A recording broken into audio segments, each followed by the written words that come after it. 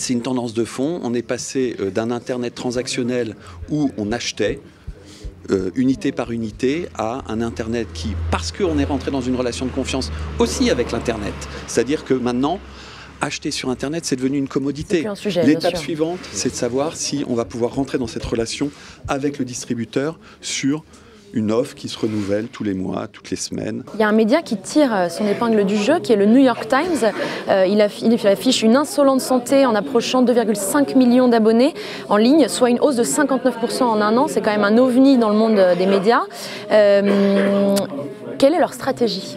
Ouais, je connais pas mal la stratégie du New York Times. En fait, c'est la presse quotidienne est encore dans une situation bien plus difficile que la presse magazine, parce qu'en fait, elle est sur la même temporalité que le digital, tout simplement. Et du coup, le New York Times est en train d'opérer une mutation assez ingénieuse, qui est en fait de passer d'un modèle quotidien à un hebdomadaire. Donc la Sunday Edition du dimanche, donc en print, étant épais comme ça, avec beaucoup de suppléments publicitaires, parce que les gens ont le temps, est couplé en fait à un abonnement digital. Et en fait, le couplage des deux est moins cher que l'abonnement print only ou digital only. Donc en fait, ils sont en train de vraiment de muter vers un hebdomadaire de qualité du dimanche avec toute une offre digitale et surtout où ils ont été très très forts, ils ont vraiment disrupté, inventé des nouveaux formats narratifs en digital.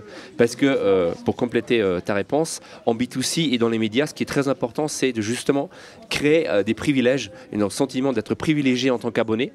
Et donc le couplage d'une, on va dire, expérience qui agrège des parties offline et online et des contenus qui sont que réservés aux abonnés et peut-être des services qui sont que réservés aux abonnés sont vraiment les éléments de réponse dont il faut s'inspirer. Quand vous êtes dans un service d'abonnement, il y a une intimité qui se crée entre vous et le consommateur. Et en effet, donc, c'est spécifique à la marque.